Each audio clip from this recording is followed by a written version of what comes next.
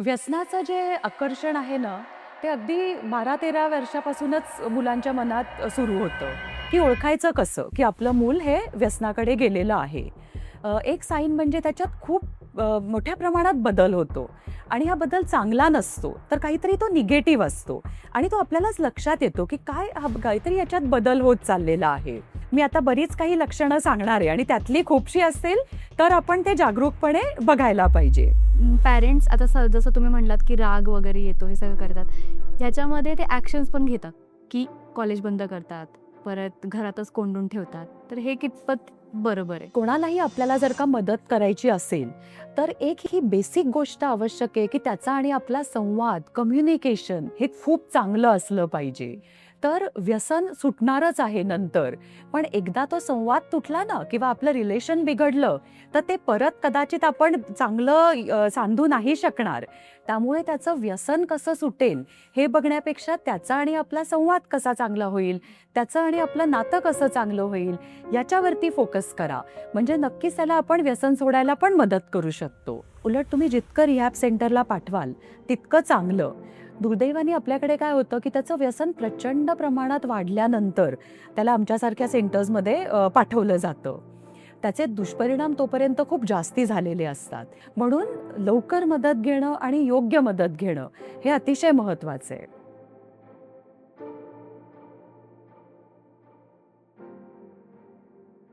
Hi guys, table टॉक्सच्या नवीन एपिसोडमध्ये तुमच्या सगळ्यांचं स्वागत आहे. सो आजचा जो विषय आहे तो खूप सेन्सिटिव्ह आहे, बट तो खूप महत्त्वाचा पण आहे. आणि आजचा जो विषय आहे, की तुमची मुलं अंमली पदार्थ कन्झ्युम करतात का? हा एक विषय आहे. सो तो पॅरेंट्सच्या दृष्टिकोनातून किती महत्त्वाचा आहे आणि पॅरेंट्सच्या दृष्टिकोनातून काय-काय प्रश्न पॅरेंट्सला जे पडतात, ते आपण या पॉडकास्टमधून सॉल्व्ह करायचं बघतोय. सो आपल्याबरोबर मुक्ता पुणतांबेकर मॅम आहे. सो त्या आपल्याला हेल्प करतील सगळे क्वेश्चन्सचा आन्सर द्यायला. Welcome ma'am. थँक तुमचं खूप खूप स्वागत आहे. सो मॅम, माझा फर्स्ट क्वेश्चन हाच आहे, की मुलं अंमली पदार्थाकडे का वळतात? सध्या ना मला असं वाटतं, की खूप लोक असे घाबरून गेलेले आहेत. कारण गेले काही दिवस या अंमली पदार्थांच्या बऱ्याच बातम्या आपण सगळेजण बघतोय आणि त्यामुळे पालकांच्या मनात एक खूप भीती वाटतेय. काही वेळा मुलांना पण भीती वाटतेय, की हे सगळं कॉमन होत चाललंय का? आणि मुक्तांगणमध्ये तर आम्ही बघत असतो, की रोजच आमच्याकडे वेगवेगळ्या अंमली पदार्थांनी ज्यांना व्यसन लागलेलं आहे, असे रुग्ण आमच्याकडे येत असतात. त्यांच्याशी जेव्हा आम्ही बोलतो, तेव्हा आम्ही हे समजून घ्यायचा प्रयत्न करतो, की ते का व्यसनाकडे वळले. हं. त्यांची जी कारणं असतात, तर ती अशी असतात, की मला ना खूप अभ्यासाचा ताण आहे किंवा करिअरचं मला खूप टेन्शन आहे, डिप्रेशन आहे, अशी ती वेगवेगळी कारणं सांगत असतात. आम्ही जेव्हा खोलवर जाऊन विचार करतो, की लोकं व्यसनाकडे का वळतात? तर एक महत्त्वाचं कारण म्हणजे सध्या कुठल्याही प्रकारचं व्यसन करणं, याला एक प्रतिष्ठा यायला लागलेली आहे. याला एक ग्लॅमर यायला लागलंय, की अगदी घरगुती पार्टी पण असते, तर तिथे दारू सर्व्ह केली जाते आणि मग मुलं तर अजून पुढे असतात ना, त्यामुळे मुलांच्या पार्टीत तर ड्रग्ज हे हां. सुद्धा आता दिसायला लागलेलं आणि आहे. मुलं म्हणजे असं एक असतं, की ही जनरेशन जी आहे त्यामध्ये, की काही फोमो नाही झाला पाहिजे. म्हणजे मी जर करत नाही तर I am not cool enough. हां, असा त्यामुळे एक माझे मित्र करतायत, हां. तर मी ते केलंच पाहिजे आणि ते वय पण असंच असतं ना, की टीनेज असेल किंवा त्याच्या पुढचं जे यंग एज असतं, त्याच्यामध्ये मित्रांचा खूप प्रभाव असतो आणि ते करतायत ते बरोबर. त्यामुळे ते आकर्षित खूप या गोष्टीकडे होतात. हे एक सामाजिक कारण म्हणता येईल. दुसरं एक कारण म्हणजे या गोष्टींच्या बाबतीत लोकांच्या मनात, विशेषतः मुलांच्या मनात खूप गैरसमज असतात, हं, की हे हे सगळं घेतलं, की आपल्याला आनंद मिळतो. हां. हा एक गैरसमज आहे. अतिशय चुकीचा आहे. काही आनंद वगैरे मिळत नाही. आणि दुसरं, की ह्याच्यामुळे टेन्शन जातं. हे सुद्धा टेन्शन तात्पुरतं विसरतं. टेन्शन जात नाही. असे जे अंमली पदार्थांबद्दल वेगवेगळे गैरसमज असतात, तर मला असं वाटतं, की हे पण एक कारण आहे, की ज्याच्यामुळे मुलं त्याच्याकडे आकर्षित होतात. ओके. आणि आता आपण जसं बोललो तसं, की एक मित्रांचा जो अँगल आहे.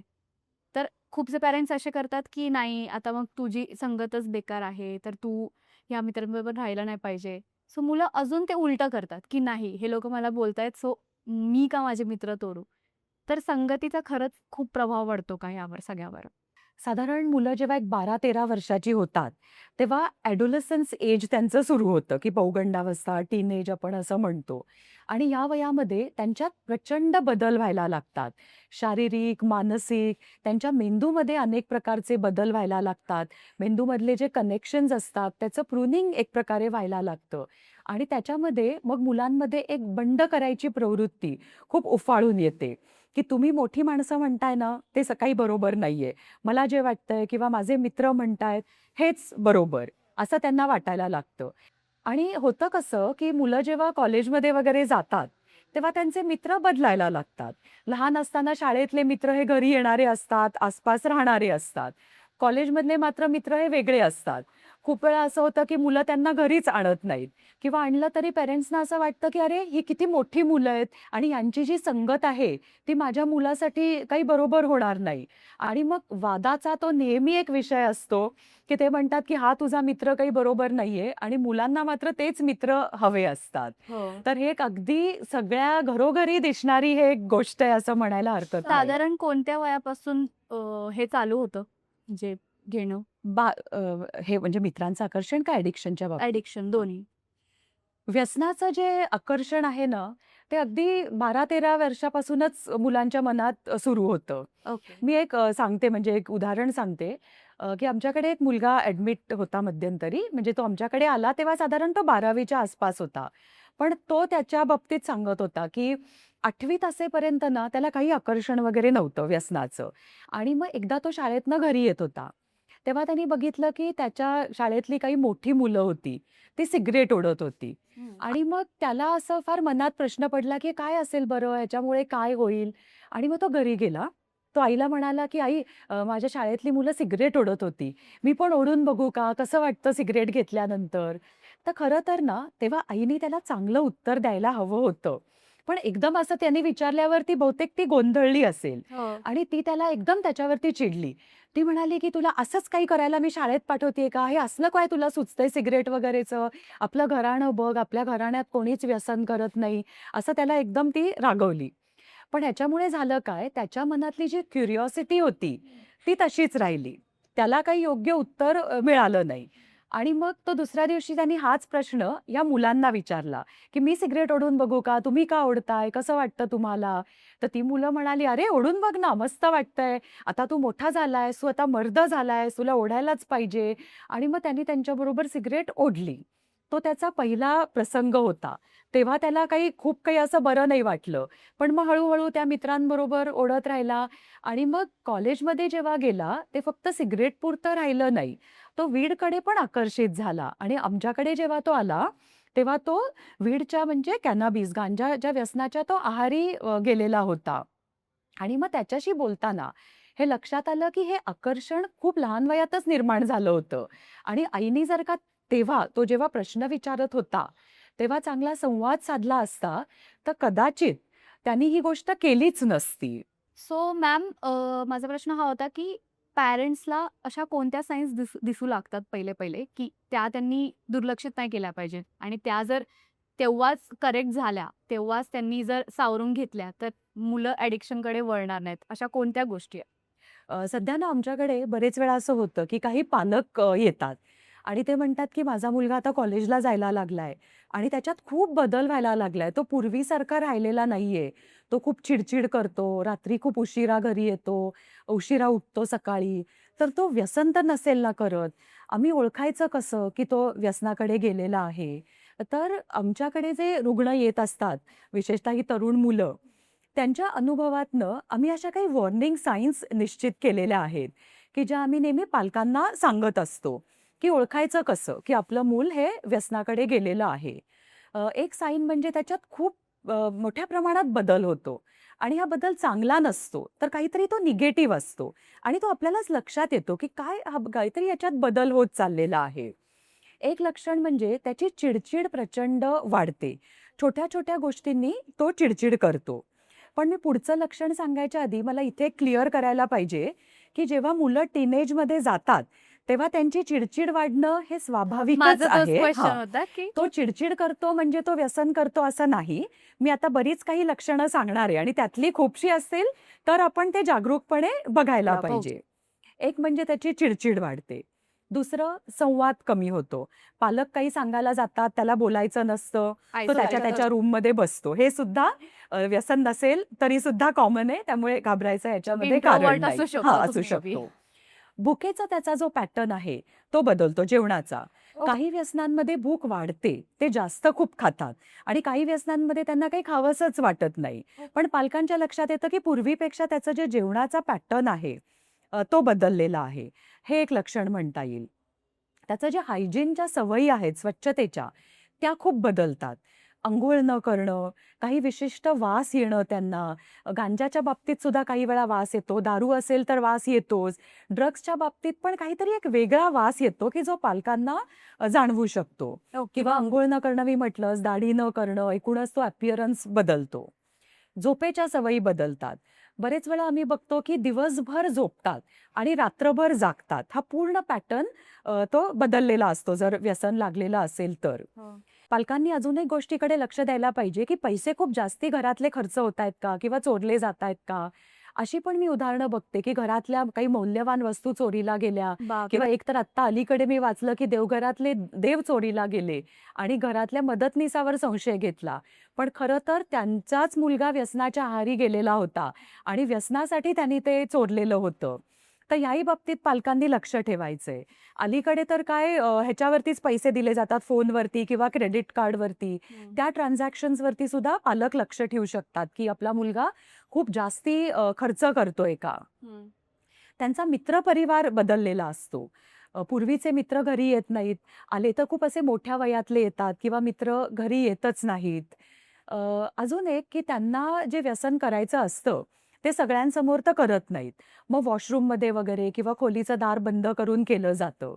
मग वॉशरूममध्ये तो खूप जास्ती वेळ पूर्वीपेक्षा तो जास्ती घालवतोय का? हे एक बघायला पाहिजे. तर अशी खूप काही लक्षणं आहेत. निराश त्यांना वाटतंय का? आणि मगाशी मी म्हटलं तसं, की एकूणच ह्या वयामध्ये गेल्यावर अशा प्रकारचा बदल हा मुलांमध्ये होत असतो. हां.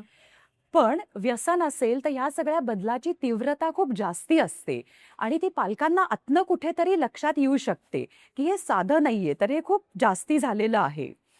कधी-कधी असं दिसतं, की सेक्शुअल अब्यूज जरी मुलावरती झालेला असेल, तरी सुद्धा अशा प्रकारची लक्षणं मुलांमध्ये दिसू शकतात. तर डायरेक्टली नेमकं तू असं का वागतोयस? असा वाद घालण्यापेक्षा जर ह्यापैकी काही लक्षणं दिसली, तर पालकांनी थोडंसं ऑब्झर्व्ह करावं ओके. आणि मग हळू त्याच्याशी संवाद साधावा. जरा बघावं, की खोलीत काय आहे? काही वास येतोय का? तो खूपच दुःखी दिसतोय का? रडतोय का? हे सगळं बघितलं तर काहीतरी चुकतंय हे पालकांच्या लक्षात येईल. मुलांमध्ये आजकाल निराशेचं म्हणजे डिप्रेशनचं प्रमाण खूप वाढतंय. तर डिप्रेशन आहे का? म्हणजे मानसिक आजार असेल तर, व्यसन असेल तर, सेक्शुअल अब्यूज सारखी काही गोष्ट घडलेली असेल तर यापैकी बरीचशी लक्षणं दिसू शकतात. आणि पालकांनी नीट संवाद साधला तर कदाचित मुलं त्यांच्याशी बोलतील आणि सांगतील आणि मग पालक त्यांना योग्य प्रकारे मदत करू शकतील. कधी माझा प्रश्न असा आहे, की कधी-कधी असं होतं ना, की पॅरेंट्समुळेच मुलं करायला सुरू करतात. अशा पण केसेस असतात, की म्हणजे अनसक्सेसफुल मॅरेज असेल, की पालक आपापल्यामध्येच भांडत असेल, तर त्याचा एक प्रभाव लहानपणापासून पडत, पडत, पडत गेल्यावर जेव्हा मुलं अडल्ट होतात, तेव्हा माझ्याकडे हे पण आहे करायला, सो ही रोजची कटकट आहे. मी हे करतो. सो ते तेव्हा कसं? कारण इथे तर पॅरेंट्सच लक्ष द्यायला नाहीयेत ना प्रेझेंट. सो तेव्हा त्या मुलांनी कसं त्याच्यातून बाहेर? हां, म्हणजे आपण असं नको म्हणायला, की पालकांमुळेच तो करतो का? पण आपल्या पालकत्वामधल्या काही गोष्टींमुळे आपलं मूल हे व्यसनाकडे वळू शकतं. तर खूप काही गोष्टी दिसतात. तर एक अगदी कॉमन गोष्ट, की जर का घरातच व्यसनाला प्रतिष्ठा असेल, तर मुलांना सुद्धा लहानपणापासून वाटतं, की काही हरकत नाहीये हे करायला. अजून एक मी उदाहरण सांगते, की असाच एक तरुण मुलगा आमच्याकडे जो ॲडमिट होता आणि तो म्हणाला, की "मी लहानपणापासून बघतो, की आमच्या घरी नेहमीच पार्ट्या असतात. त्या पार्ट्यांना अर्थातच दारू पण दिली जायची आणि मग सगळ्या महिलांना पण आग्रह केला जायचा. जे न पिणारे त्याला चिडवलं जायचं, की "अरे हे काय? प्यायला पाहिजे तू" किंवा त्याला बावळट ठरवलं जायचं.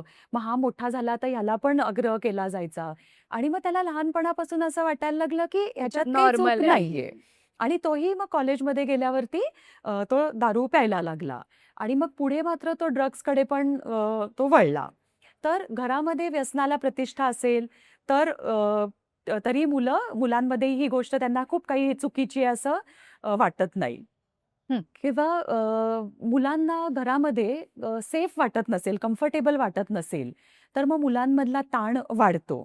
आणि हा तर गैरसमज असतोच, की आपल्याला जर का टेन्शन आहे, अँक्झायटी, डिप्रेशन आहे, तर मग व्यसन केलं तर तो जाऊ शकतो.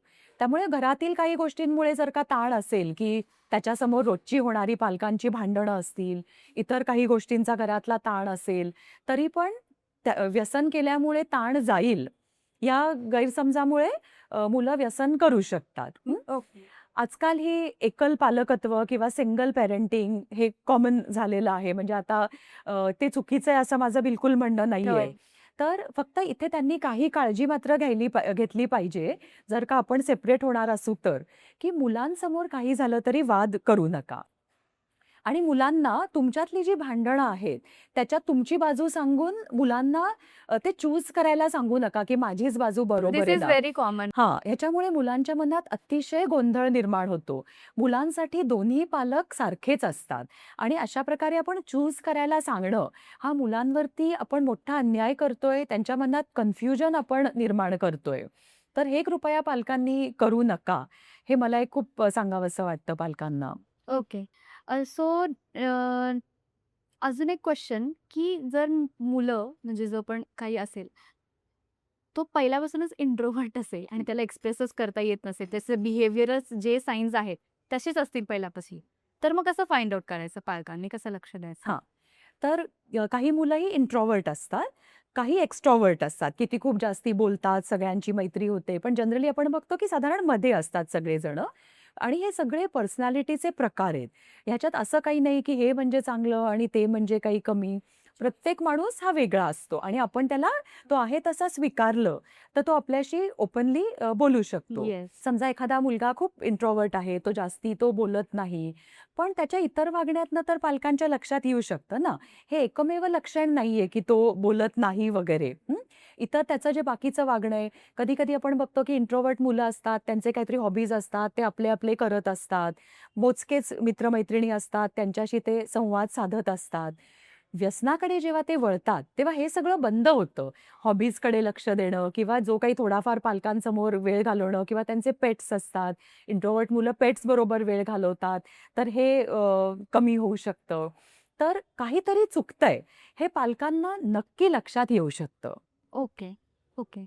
सो जेव्हा पॅरेंट्सला कळतं, की आता हे सगळं आपण फाइंड आउट जसं पॅरेंट्स शोधतात, की ही सायन्स आहे आणि जेव्हा एक पॉइंट येतो, की त्यांना कळतं, की नाही आपला मुलगा अंमली पदार्थ कन्झ्युम करतोय.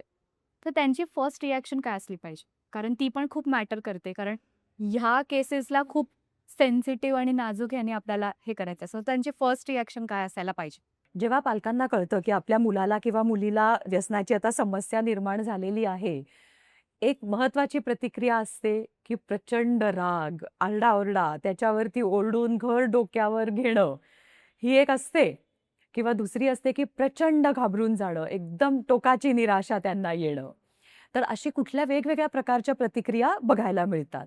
काही पालकांमध्ये तर अजून एक अशी दिसते, की ते डिनायलमध्ये जातात, की असं नाही, करू नाही, असं शकत करू नाही. शकत नाही नाही आमचा मुलगा. आमच्या घरातले संस्कार खूप चांगले आहेत. कधीतरी घेतलेली असेल तसं नाही आणि करत. ॲक्सेप्टच करत नाहीत. आणि ती पण म्हणजे मी म्हणते, की या सगळ्या प्रतिक्रिया ना स्वाभाविक आहेत. ह्याच्यात मी त्यांची चूक आहे असं बिलकुल मला म्हणायचं नाहीये. जर का स्वीकारलं, की हां, माझ्या मुलाला व्यसन लागलंय, तर केवढं मोठं टेन्शन त्याच्यामुळे येऊ शकतं आणि म्हणून ते त्यांचं एक डिफेन्स मेकॅनिझम असतं. त्यामुळे हे सगळ्या स्वाभाविक प्रतिक्रिया आहेत. पण आयडियल प्रतिक्रिया काय असायला हवी, की जर का कळलं, की हो, माझा मुलगा किंवा मुलगी त्याला आता व्यसन लागलेलं आहे. कितीही मनातनं राग आलाय, भीती वाटलीये, टेन्शन आलंय, तेव्हा शांत राहा. त्याला मदत करायची असेल, तर आपण शांत राहिलो, तरच आपण त्याला मदत करू शकतो. ओके. आपण जर का शांत राहिलो, 2-3 दिवस फक्त ऑब्झर्व्ह करायचंय, की तो काय करतोय? नेमकं त्याचं वागणं कसं आहे? पालक काय करतात, की त्याला सारखं उलट तपासणी घ्यायला बघतात. त्याला कन्फ्रंट करायला बघतात. कुठलाही माणूस ज्याने व्यसन केलेलं आहे, जेव्हा आपण त्याला विचारतो ना, "तू व्यसन केलंयस ना?" कधीच तो स्वतःच्या तोंडाने कबूल करत नाही, की "हो, मी व्यसन केलेलं आहे." आणि पालकांना नेमकं त्याच्या तोंडून वदवून घ्यायला हवं असतं. सांग तर त्याच्यात एनर्जी त्याच्यात आपली एनर्जी सगळी वेस्ट होते आणि आपला जो संवाद आहे त्याच्यावरती परिणाम होऊ शकतो. तुम्हाला आणि तो कळलेलं आहे तुटत जातो. तुम्हाला कळलेलं आहे, काही प्रूफ्स मिळाली आहेत, की व्यसन करतोय, तर ते तुम्ही ॲक्सेप्ट करा. त्याला अजिबात वदवून घ्यायचा प्रयत्न करू नका.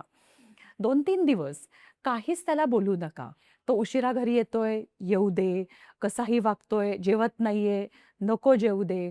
2-3 दिवस काय, मी तर म्हणते 8 दिवस तुम्ही अजिबात लक्ष देऊ नका.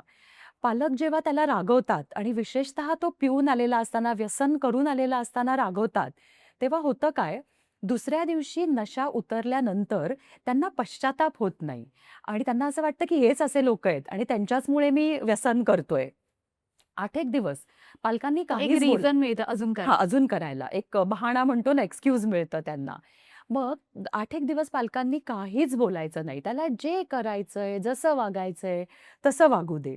आणि अगदी आमच्या सगळ्या रुग्ण मित्रांकडे हा अनुभव आहे त्यांच्या घरात घडलेला, की ज्यांना आम्ही हा सल्ला देत असतो. ओके. 4-5 दिवस झाले, की लक्षात येतं, "अरे, मला कोणीच कसं काही म्हणत नाहीये." मग हळू वाईट वाटायला लागतं, पश्चाताप व्हायला लागतो. कित्येक वेळा तर तेच पालकांकडे जातात, की मला मदत हवी आहे, तुम्ही काहीतरी मला ट्रीटमेंटला घेऊन चला किंवा ओपनली त्यांना ते सांगतात. जेव्हा पालक चिडतात, तेव्हा मात्र हे आपल्याला दिसत नाही. तर पालक असं म्हणतात, की "तो कसंही वागतोय आणि आम्ही का गप्प बसायचं?" तर ह्या प्रश्नाला आमचं उत्तर असं आहे, "तुम्ही का गप्प बसायचं? कारण तुम्ही नॉर्मल आहात. तुम्ही व्यसन करत नाहीये. आत्ता तो जे वागतोय, बोलतोय, त्याच्या मेंदूवरती आत्ता व्यसनाचा ताबा आहे. पण आपण नाही व्यसन करत. आपण नॉर्मल आहोत. आपलं बोलणं त्याच्यासारखं नको, तर एक नॉर्मल माणसासारखं असलं पाहिजे." हां. तर पहिली प्रतिक्रिया असायला हवी, की शांत राहणं, काहीही न बोलणं, जस्ट वेट अँड वॉच, की काय होतंय आणि तो नक्कीच मदत मागेल किंवा काहीतरी त्याच्यात चांगला बदल होईल आणि मग पुढे ठरवता येईल, की त्याला नेमकी मदत कशी करायची. पॅरेंट्स आता जसं तुम्ही म्हणलात, की राग वगैरे येतो, हे सगळं करतात. ह्याच्यामध्ये ते ॲक्शन्स पण घेतात, की कॉलेज बंद करतात, परत घरातच कोंडून ठेवतात. तर हे कितपत बरोबर आहे? पालकांनी ना खऱ्या अशा ड्रास्टिक गोष्टी काही करायलाच नकोत. त्याच्यामुळे उलट त्याचा आणि आपला जो संवाद आहे, तो खराब होऊ शकतो. कोणालाही आपल्याला जर का मदत करायची असेल, तर एक ही बेसिक गोष्ट आवश्यक आहे, की त्याचा आणि आपला संवाद, कम्युनिकेशन हे खूप चांगलं असलं पाहिजे.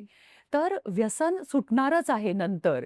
पण एकदा तो संवाद तुटला ना किंवा आपलं रिलेशन बिघडलं, तर ते परत कदाचित आपण चांगलं सांधू नाही शकणार.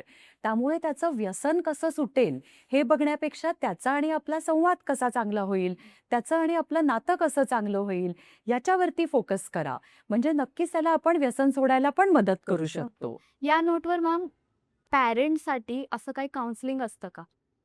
की तुम्ही या गोष्टी करायला पाहिजे. असं काही अवेलेबल आहे का मार्केटमध्ये, की पॅरेंट्सनी हे काउन्सिल घेतलं पाहिजे सो दॅट त्यांना हेल्प होईल? बिकॉज ऑब्व्हियसली त्यांचं पण म्हणजे त्यांनी पण हे पहिलं कधी बघितलं नाहीये. सो त्यांच्या ह्यावेनी हे कसं रिएक्ट करायचं, जे पण नॅचरल राग वगैरे येतो तो नॉर्मल आहे.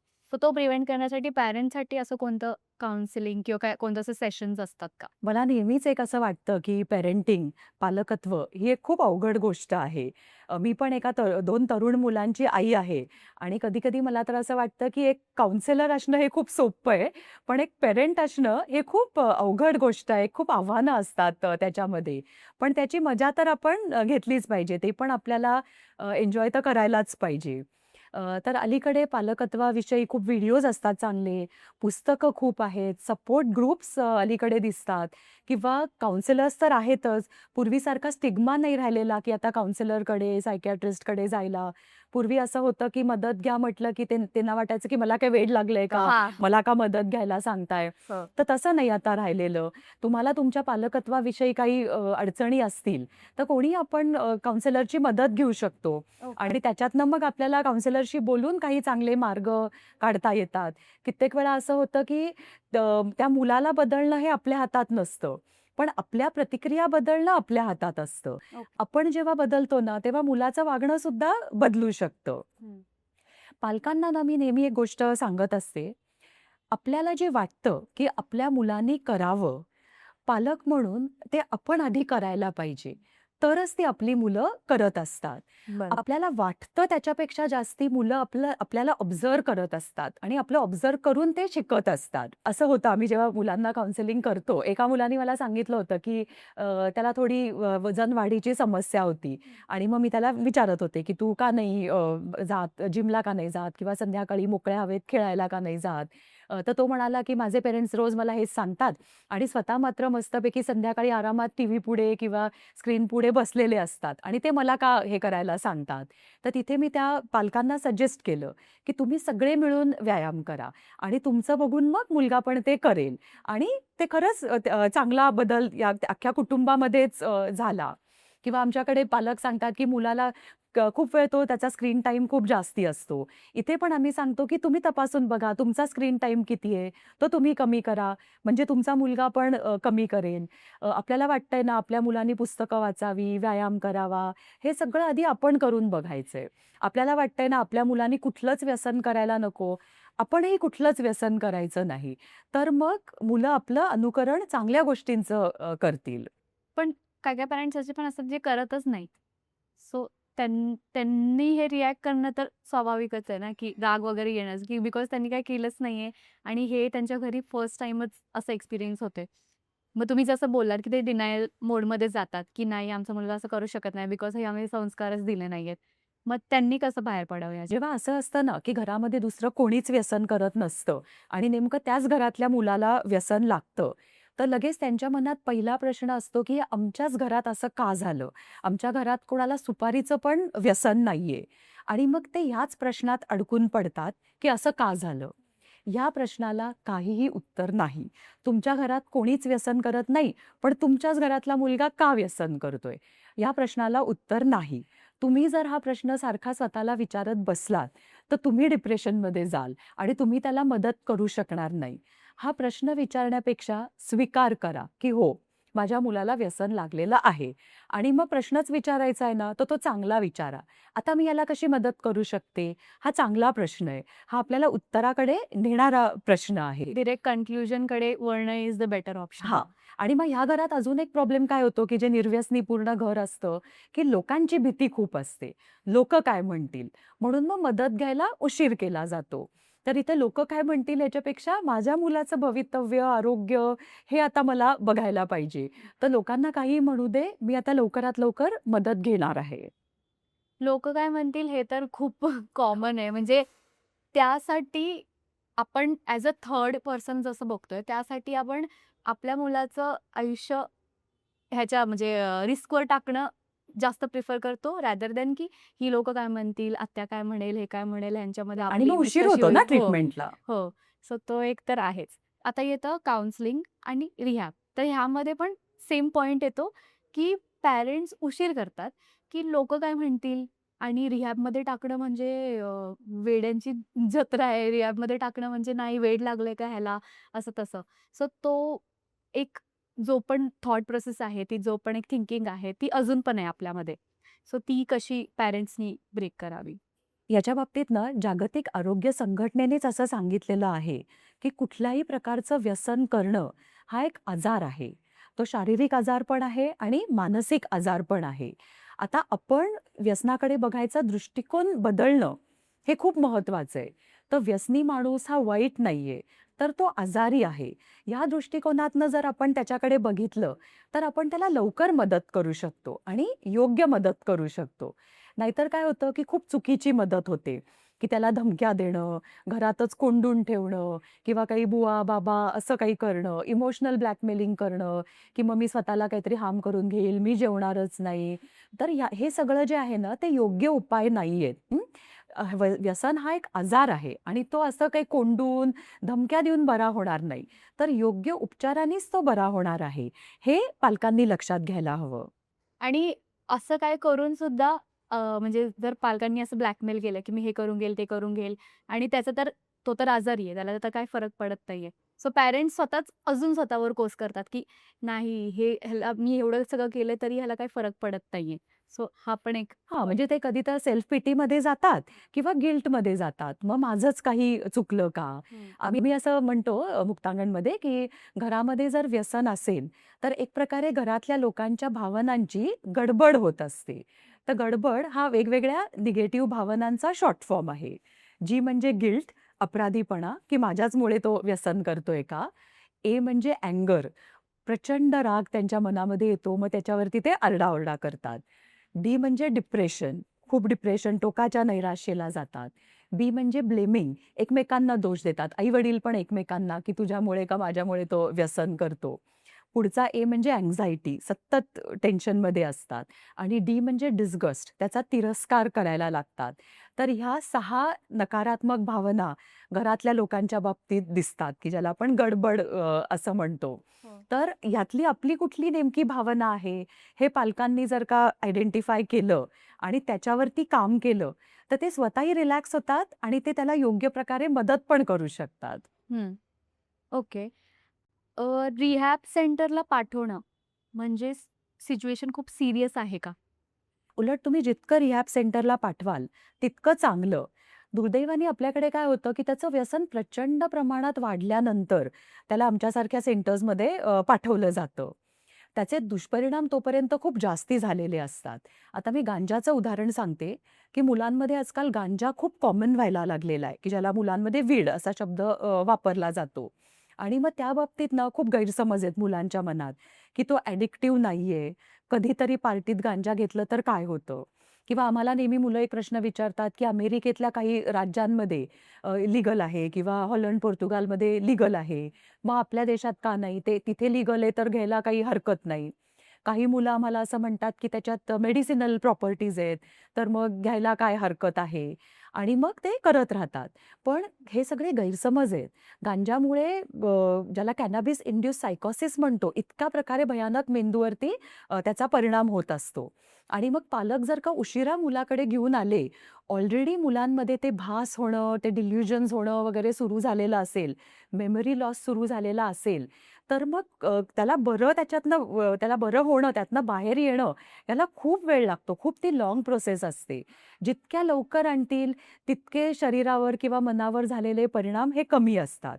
विथड्रॉवल सिम्प्टम्सचा त्रास कमी होतो. व्यसनमुक्त राहण्याची शक्यता वाढू शकते.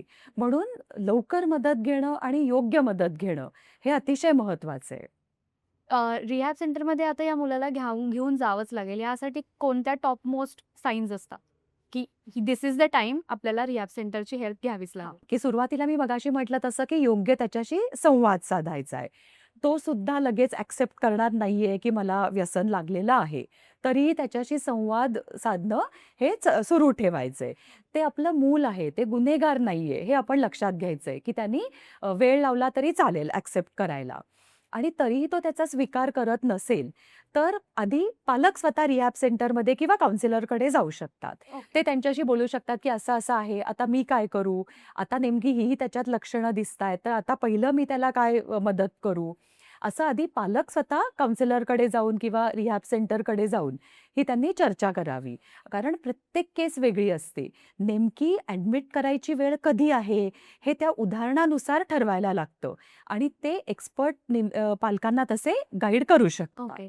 म्हणजे आपण आपलं हे सेम जसे आपली फिजिकल हेल्थ बिघडते तसं आपण डॉक्टरकडे जातो. मग खोकला, सर्दी असेल तेव्हा ते गोळे देतात आणि जर जास्त असेल तर ॲडमिट करतात. तशीच सेम प्रोसेस. तशीच एक्झॅक्टली गोष्ट आहे आणि प्रत्येकाची जरी येणारा ताप एकच असला, तरी त्याची कारणं वेगळी असतात.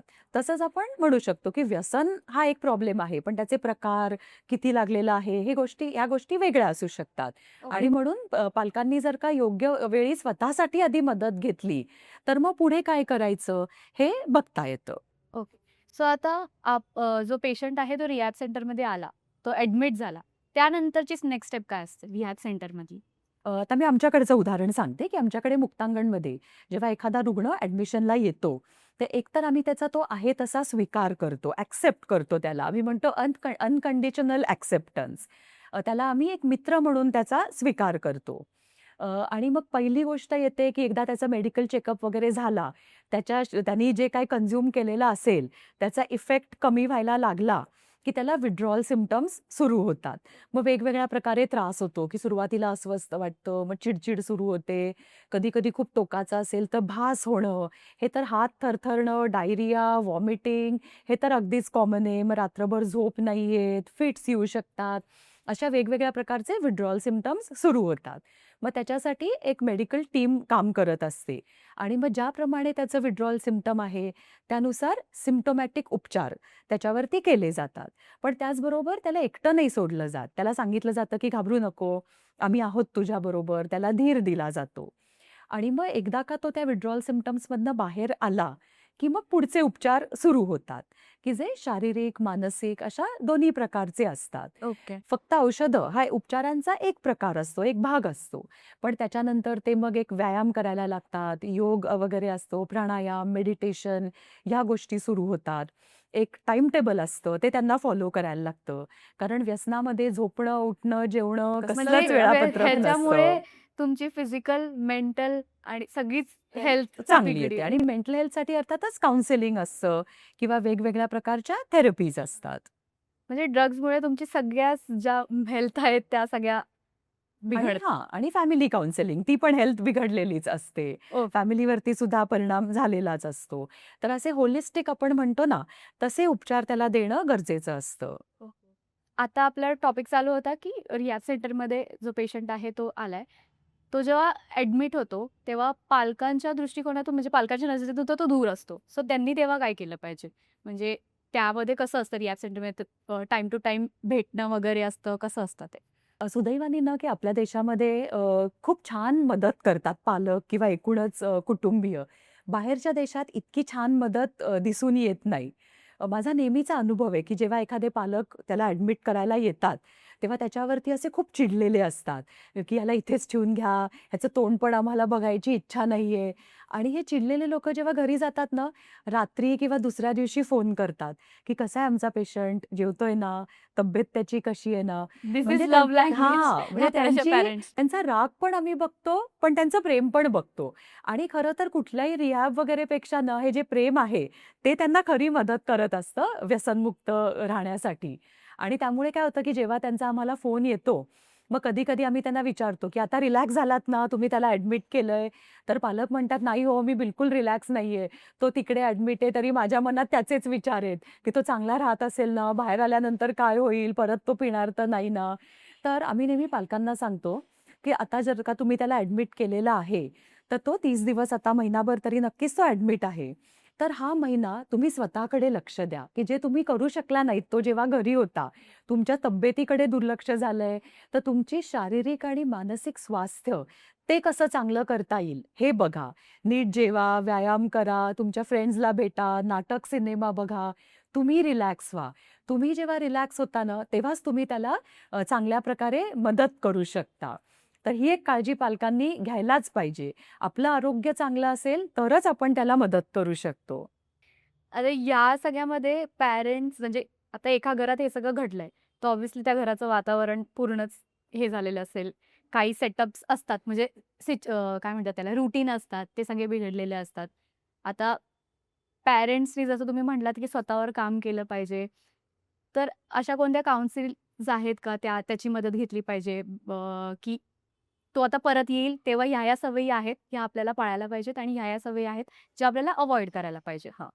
तर पालकांनी घरामध्ये जर का आपल्या बार असेल किंवा दारू वगैरेच्या पार्ट्या होत असतील, सिगारेट ओढत असतील पालकांपैकी कोणी, तर त्यांनी सुद्धा हे सर्व बंद करायला लागतं. कारण मुलांनी जर का हे बघितलं, तर मुलं परत त्या व्यसनाकडे जाऊ शकतात. आणि असं नाही म्हणून चालणार, की माझ्या मुलाला ड्रग्सचं व्यसन आहे, मी तर सिगारेटच ओढतो किंवा मी तर अल्कोहोल कधीतरी घेतो, सोशल ड्रिंकर आहे. हे तर नॉर्मल आहे. हे असं नाही होत. समजा तो घरी आला आणि त्यांनी थोडीशी अल्कोहोल घेतली किंवा सिगारेट घेतली, तरी त्याचं ते चक्र पुन्हा सुरू होऊ शकतं ते आधीचं. त्यामुळे महत्त्वाची काळजी, की घरात व्यसनाला थारा आता नको. पालक जेव्हा आम्हाला विचारतात, की त्यांना मदत कशी करायची, सहकार्य कसं करायचं, तर 2-3 पॉइंट्स आम्ही सांगतो. पहिलं, की व्यसन हा एक आजार आहे, ह्या गोष्टीचा स्वीकार करा. तो एक आजारी माणूस आहे, तो वाईट नाहीये. ही सगळ्यात मोठी मदत.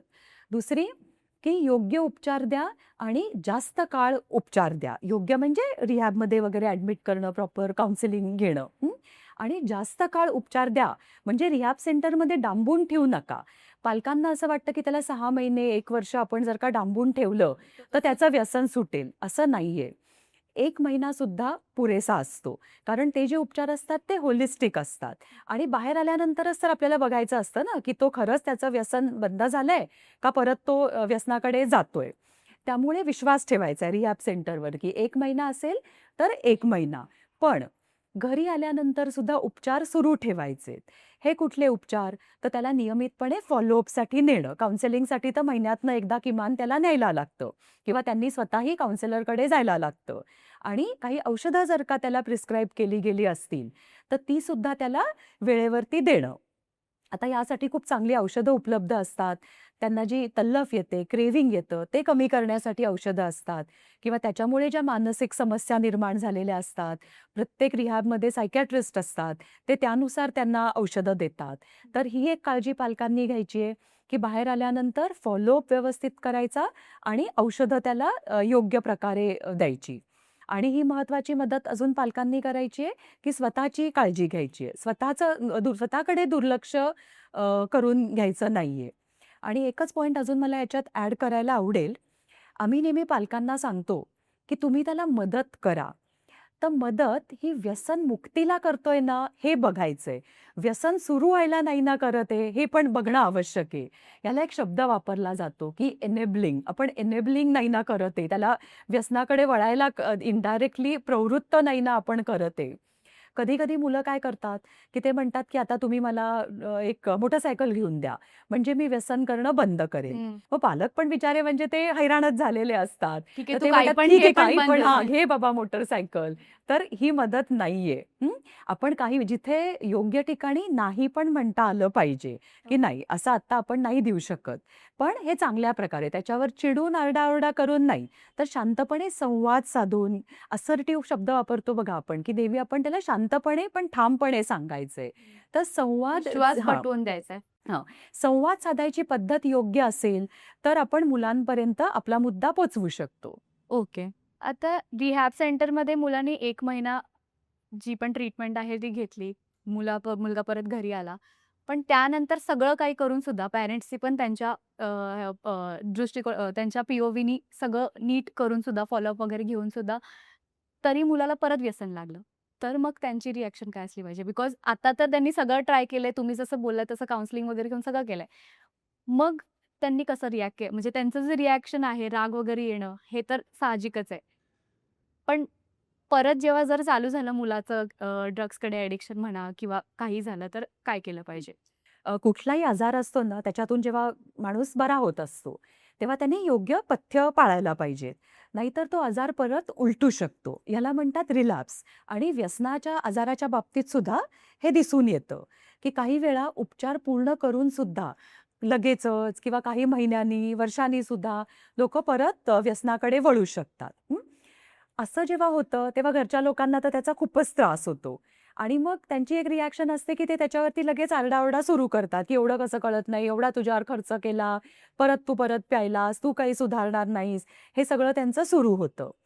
तर पालकांनी ह्या गोष्टीचा स्वीकार करायला पाहिजे, की व्यसन हा एक असा आजार आहे, की योग्य काळजी घेतली नाही, तर तो परत उलटू शकतो. त्याचा रिलॅप्स होऊ शकतो. Relapse is part of recovery.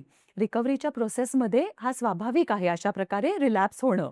तर असं जर का झालं, तर तेव्हा शांत बसायचे पालकांनी, काहीच त्याला बोलायचं नाहीये.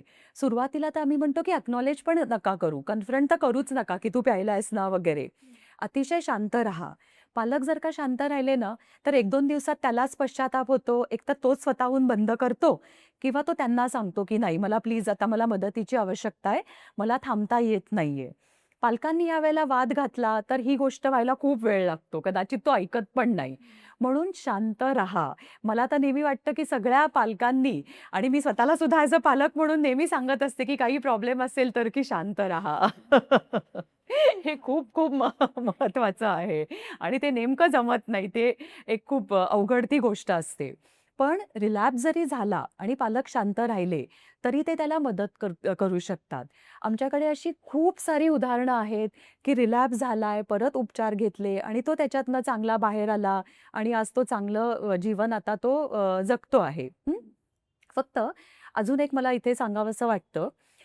असं म्हणतात, की relapse is not an event, it is a process. Relapse ही एक घटना नाहीये, तर ती एक प्रक्रिया आहे.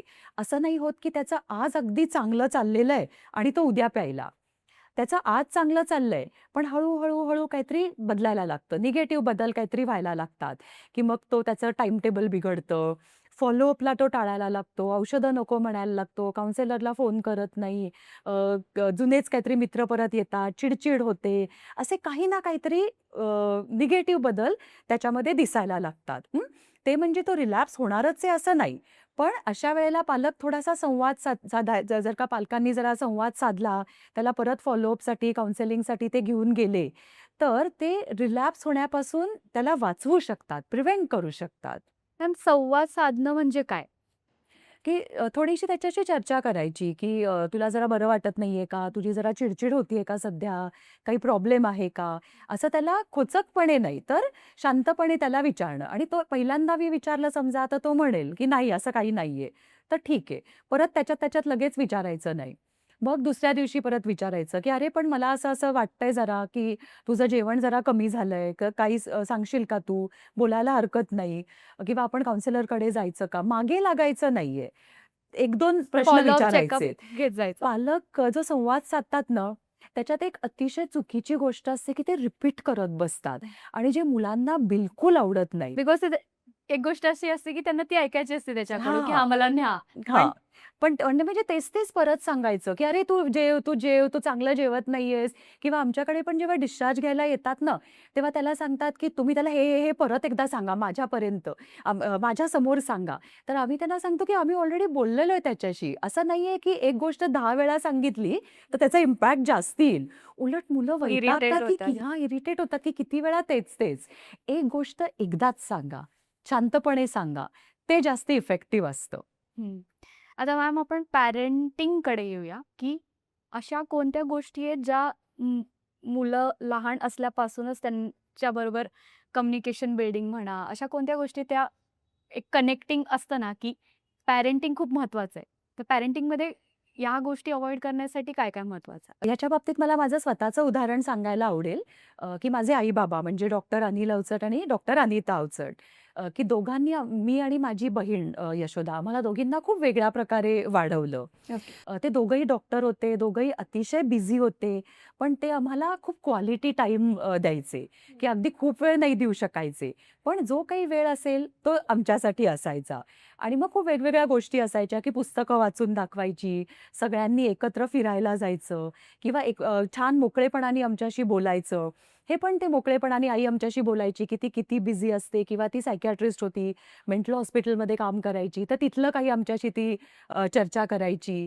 तर पालकांनी अशा प्रकारे छोट्या-छोट्या गोष्टी केल्या ना, तर मग संवाद चांगला व्हायला मदत होते, की असं नाहीये, की संवाद म्हणजे तुम्ही 24 तास तुमच्या मुलाबरोबर बसा, सतत त्याच्याशी गप्पा मारा, असं नाहीये. तुम्ही जो काही वेळ तुम्हाला मिळतोय, तो त्याच्याबरोबर द्या. समजा तुम्हाला 1च तास दिवसातनं मिळतोय मुलाबरोबर घालवायला, तर तेव्हा फोन, टीव्ही, कुठलाही स्क्रीन नको किंवा बाकी तेव्हा मुलाला तुम्ही असं काही वेगळा त्याच्या उपदेश वगैरे करू नका. त्याच्याशी खेळा, त्याला पुस्तकं वाचून दाखवा. संवादाचा हा खूप छान मार्ग आहे, की पुस्तक वाचून दाखवायचं. हे माझ्या मुलांच्या बाबतीत तर मी इतकं केलं लहान असताना, की अशी आमची एक छान सवय होती, की मुलं झोपायला गेली, की आम्ही पुस्तक वाचायचो आणि मग त्यांच्या मनात उत्सुकता असायची, की आता उद्या काय होणार आहे या गोष्टीत. मग दिवसा आमची चर्चा व्हायची, की आज काय होईल. तर पुस्तक वाचून दाखवणं, बोर्ड गेम्स खेळणं, टेकडीवर किंवा इकडे-तिकडे फिरायला घेऊन जाणं. रोज मॉल किंवा पिक्चर्स वगैरेला नेण्यापेक्षा अशी जी गोष्टी आहेत ना, की ज्याच्यात आपण ॲक्टिव्हली सहभागी होतो, मुलं आणि पालक. तर ते करायला पाहिजे आणि वेगवेगळे उपक्रम मुलांबरोबर करणं. तर हे आपण नक्कीच पालक म्हणून सगळेच जण हे करू शकतो. पण आजकाल मॅम, म्हणजे this is out of the topic, पण आजकाल मी बघते माझे बहीण असतील, भाऊ असेल, ते लोकं मुलं जेवत नाहीये, काय करत नाही, रडायला लागला, डायरेक्ट फोन लावून देतात. हे पण एक आहे. आज आपण अंमली पदार्थांच्या व्यसनाबद्दल बोलतोय, पण स्क्रीनचं व्यसन, हे वर्तनात्मक व्यसन पण आता खूप वाढायला लागलंय आणि त्याच्यातही पालकांची थोडीफार जबाबदारी नाकारता येत नाही. पण ते पण म्हणजे स्वाभाविक आहे, की समजा आपण दमून घरी आलोय आणि मुलाला काहीतरी सांगायचंय, तर आपण म्हणतो, की "बरं, हा घे फोन थोडा वेळ आणि बघ." पण मग त्याच्यातच पुढे ना मुलाला त्याची सवय लागू शकते. त्यामुळे क्वालिटी टाईमला पर्याय नाही. मुलांबरोबर संवाद आपण साधायला पाहिजे. त्यांच्याशी गप्पा मारणं म्हणजे स्क्रीनचा कसा कमीत कमी वापर करता येईल, हे पालकांनी बघायला पाहिजे. तर ते जेवणाचं जे तू म्हणालीस, तर एक नेहमी ना आमच्याकडे जे पालक विचारत असतात, की आम्ही संवाद कसा वाढवू? तर त्यांना आम्ही असं सांगतो, की एक गोष्ट तुम्ही करा, रोज रात्रीचं जेवण सगळ्या पूर्ण फॅमिलीनी एकत्र बसून घ्या. यानी सुद्धा फरक पडतो, की तेव्हा टीव्ही नाही लावायचा, सगळ्यांनी फोन तेव्हा बंद करून ठेवायचे. तेव्हा छान गप्पा मारायच्या, की दिवसभर आज काय-काय झालं? मग काय-काय असं करू शकतो ना, की आज फनी काय गोष्ट झाली आजच्या दिवसभरात किंवा आज ज्याच्यामुळे मला खूप बरं वाटलं. असं काय झालं? असं बोलू शकतो. त्याच्यातून आपण मुलांना ग्रॅटिट्यूड शिकवू शकतो, की आज दिवसभरात माझ्या बाबतीत ह्या छान गोष्टी झाल्या. तुझ्या बाबतीत काय झाल्या? बघ म्हणजे, की आजचा दिवस आपला किती छान गेला. म्हणजे मुलांना सकारात्मक दृष्टिकोन आपण लहानपणापासून देऊ शकतो. बरोबर. आता ह्यामध्ये आपण आता मुलं जेव्हा घरी राहतात वगैरे ठीक आहे. पण जी मुलं बाहेर असतात, पॅरेंट्सपासून लांब असतात, त्यांच्यावर कसं लक्ष द्यायचं या सगळ्या हां, तर आता मी पण ह्याच्यातनं जातीच आहे, की माझीही मुलं लांब राहतात. पण मग असं काहीतरी आपण ठरवू शकतो, की रोज रात्रीचा एक व्हिडिओ कॉल आणि त्या व्हिडिओ कॉलची एक वेळ ठरवून घ्यायची. पूर्णपणे गप्पा मारायच्या, दिवसभरात मेसेज वगैरे करायचे. अधून-मधून आपल्याला जाता येणं शक्य असेल, तर आपण गेलो आणि आता हे आपण म्हणजे नवीन पालकांनी तर याचा स्वीकार करायलाच लागतो, की असा अट्टाहास आपण नाही करू शकत, की माझी मुलं कायम माझ्याच बरोबर राहतील. त्यांना स्वप्न आहेत, त्यांना पंख फुटणार आहेत, तर त्यांना जाऊ द्यायचंय. पण काही त्यांना तिथे उगीचच उपदेश करण्यापेक्षा, "मी आहे. तुला नाही जमलं ना, तर तू कधीही माझी मदत घेऊ शकतो किंवा हे तुला जमत नसेल आणि तुला सोडावसं वाटलं, तरी सुद्धा आम्ही आहोत. तू आमच्याशी ह्या बाबतीत पण मोकळेपणाने बोलू शकतो. तिथे तुला कोणी काही चुकीचं सांगतंय, रॅगिंग होतंय आजकाल हॉस्टेल्समध्ये हा पण एक प्रॉब्लेम असू शकतो. तरी तुला आमच्याशी मोकळेपणाने बोलता येईल." हा विश्वास जर पालकांनी मुलांना दिला, तर मुलं दूर असली ना, तरी सुद्धा ती जी एक अटॅचमेंट आहे, ती राहू शकते. कारण बाहेर तर मुलांचं असं असेल ना, की मला फ्री विल आहे आता मी काही करू शकतो इकडे. मी काही केलं तरी माझ्या पॅरेंट्सना कळणार नाही. सो त्या ह्याच्यामध्ये तर पर्सेंटेज जास्त असतं ॲडिक्शनकडे वळण्याचं. कसं होतं, की मुलांना जेव्हा वाटतं, की हां, आता मी बाहेर हॉस्टेलला किंवा कुठे आता राहायला आम्ही गेलोय, तर आता सुटका झालीये त्या घरातल्या वातावरणातनं. असं जेव्हा असेल, तेव्हा ही प्रवृत्ती दिसून येते, की व्यसन करणं, पार्ट्या करणं. त्यांनी आपल्याला मिस करणं ही चांगली गोष्ट आहे. आपलं घर एक छान आपले इथे रूट्स आहेत, इथलं वातावरण चांगलं आहे, इथे सुद्धा आपल्याला फ्रीडम आहे, आपण हवं ते करू शकतो. सुटका झाली असं नाही वाटलं पाहिजे. माझ्या घरातनं आता मी बाहेर पडलोय. असं वाटलं पाहिजे. आत्तापासूनच आपण घरातलं हे वातावरण निर्माण करू शकतो. होमसिक फील झालं पाहिजे. झालं पाहिजे. ती चांगली गोष्ट आहे. पण मोस्ट ऑफ द आताचे जे आहे त्यांना पडायचं असतं बाहेर बिकॉज ऑफ घरचे खूप कटकट करतात वगैरे म्हणून मी बाहेरच जाते शिकायला, म्हणून मी बाहेरच जातो शिकायला असं असतं. पण त्यांना होमसिक वगैरे असं फील होत नाही. म्हणजे मोस्ट ऑफ द केसेस अशा असतात मग ते लोकं जास्त जास्तच मे त्यांना बी असं बंड ॲडिक्शन करणं आणि हां. व्यसन करणं हे जास्त असतं. म्हणून संवादच साधत राहायला पाहिजे. जायच्या आधी आपण ह्याबद्दल चर्चा करू शकतो, की तू असं काही करू नकोस. शिक्षण तुझं त्याच्यावरती लक्ष केंद्रित कर. पण हे पण रिपीट न करता आणि योग्य प्रकारे कम्युनिकेट करता आलं मग पाहिजे. पॅरेंट्स असं करतात, की एक सरप्राईज व्हिजिटच करणार वगैरे हे सगळं मग चालू असतं. हां, तर हे पण नाही बरोबर. पण त्याच्याशी रोज रात्री जर का संवाद साधला ना, तर लक्षात येतच आणि व्हिडिओ कॉल करायचा म्हणजे मग आपल्याला अजून कळतं आणि त्यांनाही आपण आपण दिसतो. आपल्या भावना त्यांच्यापर्यंत आपण पोहोचवू शकतो. ओव्हरऑल म्हणजे ह्या सगळ्यामध्ये, की पहिल्यापासूनच तुमचं ट्रस्ट बिल्ड, कम्युनिकेशन करणं, ह्या सगळ्या गोष्टी तर मेन आहेत, की तुम्ही रागवून त्या ह्याच्यामध्ये त्या टाईम स्पॅनमध्ये तुम्ही रागवू शकता, हे सगळं करू शकता. पण त्या रागवण्यामध्ये तुम्ही एक नाजूक गोष्ट आहे जी पण आहे रिलेशन ते ब्रेक करताय कारण तो मग ट्रस्ट बिल्ड वगैरे परत होणार नाही. हो. म्हणून पेशन्स खूप आवश्यक आहे पेरेंट्ससाठी. अशा कोणत्या हॉबीज आहेत ज्या पालकांसोबत मुलं बिल्ड करू शकतात आणि त्या ह्या ॲडिक्शनपासून मुक्त होऊ शकतात. म्हणजे एक डिस्ट्रॅक्शन म्हणता येईल आपल्याला ते करू शकतो. लहानपणापासून ना जर मुलांना व्यायामाची आवड लावली किंवा काही चांगल्या क्रिएटिव्ह हॉबीज त्या आपण डेव्हलप करू शकलो, तर त्याच्यातनं आनंद मुलं घेतात आणि मग चुकीच्या गोष्टीतनं आनंद घेण्याचं तसं प्रमाण मग कमी होतं. बिझी राहत बिझी पण ते राहतात. छान वाटतं ना, की व्यायाम केला की छान वाटतं किंवा म्युझिक चांगलं ऐकलं, चित्र काढली. पण आजकाल अजून एक त्याच्यामध्ये वेगळा अँगल आहे, की मग हे तुला वाटतंय ना, मग तुला ह्याच्या क्लासला घाल. हे पण एक वाढलंय. तर तसं न करता घरात आपण उपलब्ध करून देऊ शकतो, की घरात क्रेयॉन्स आहेत, कागद आहेत, वेगवेगळी पुस्तकं आहेत, काही म्युझिकल इन्स्ट्रुमेंट आहे किंवा संगीत ऐकायची साधनं आहेत.